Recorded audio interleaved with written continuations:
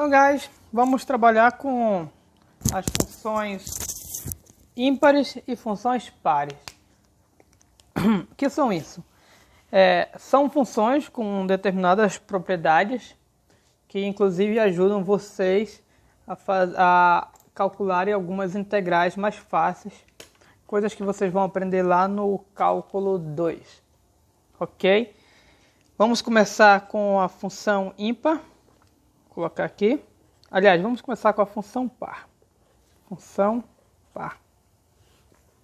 O que é a função par? Função par é um tipo de função que possui uma determinada propriedade especial. Que tipo de propriedade é essa? Que é a seguinte: na função par, se você aplicar a função ao simétrico de um ponto, de um número, de um valor, a imagem vai dar igual ao mesmo valor da imagem dessa função nesse ponto. Ou seja, na função par, tanto faz aplicar num ponto ou no simétrico dele, que a imagem não irá alterar. Isso que é uma função par. Claro que, olhando só para essa definição, do jeito que está aí, a função par não tem nada de atrativo, nada de interessante. Então, coisas matemáticas que não são interessantes, nós não costumamos estudar. Entretanto, eu vou mostrar para vocês que, de fato, nós temos coisa boa aí para explorar das funções pares. Ok. E o que são isso? Antes de mais nada, de a gente entender, compreender o que as funções pares têm de bom, por que nós estudamos elas, nós vamos ver alguns exemplos de funções que são pares e funções que não são pares. Ok? Exemplos. Vou colocar aqui exemplos.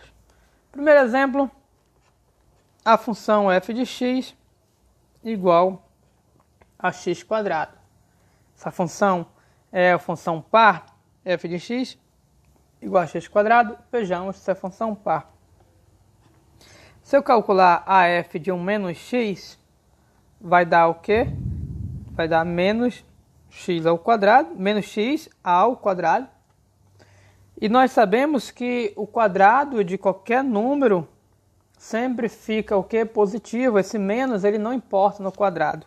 Então eu posso sumir com esse menos, que não altera o valor. E esse meu x quadrado é exatamente o f de x. E daí nós percebemos o quê? Que a f de menos x é igual a f de x, que é essa propriedade aqui, o que torna a função x quadrado como sendo o quê?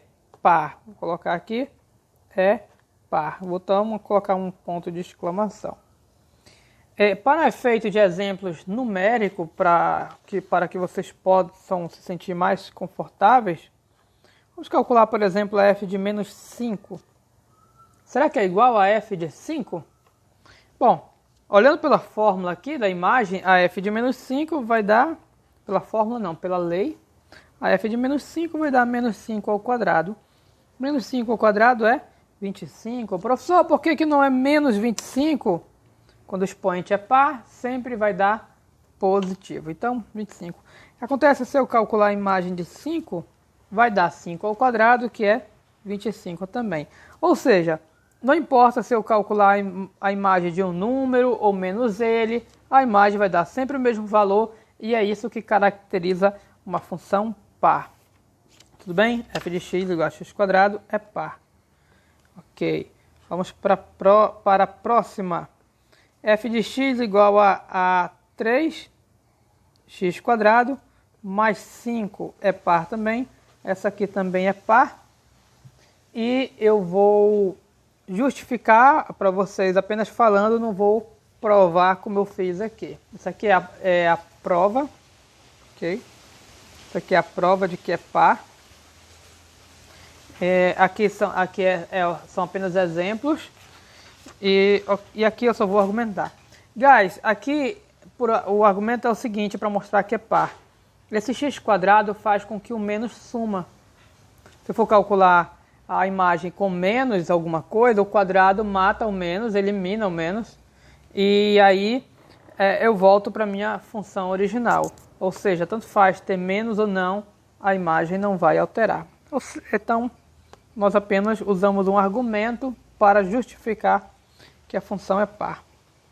Agora, se eu coloco a função assim, x² mais x, mais 4x, por exemplo, eu afirmo a vocês que a função já deixou de ser par. Esse x impediu de ser par. E antes de provar que de fato é par, eu vou dar um contra-exemplo. Aliás, desculpa, eu não vou dar um contra-exemplo. Eu vou justificar a vocês. O fato desse x aparecer aqui significa que se ele for positivo ou negativo, aqui vai mudar, vai ficar positivo ou negativo. E dependendo se aqui for positivo ou negativo, na hora que eu for fazer essa conta, ou eu vou somar ou eu vou subtrair. Ou seja, o valor vai alterar quando eu colocar... O valor muda se eu usar x ou menos x. Isso significa que essa função não vai ser par. Mas nós vamos mostrar para vocês de verdade que ela não é par. E como é que nós mostramos que algo não funciona, que algo não é? Como já comentamos, apresentando um contra-exemplo. Então, vou apresentar o contra-exemplo. Vou pegar um bem simples. Vamos calcular a imagem do menos 1 e a imagem do 1. Vamos ver que realmente vai dar diferente, vai bater com aquilo que eu disse, porque uma vai somar e a outra vai subtrair aqui. Se eu usar menos 1, aqui vai ficar 4 vezes menos 1. Opa, aqui, perdão, desculpa, aqui está errado.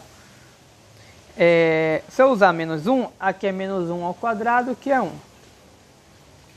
Aqui vai ficar menos... Vamos colocar direitinho.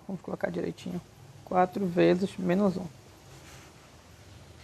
E aqui vai ficar 1, mais com menos da multiplicação vai dar menos 4. E aquilo que eu falei para vocês, 1 vai subtrair.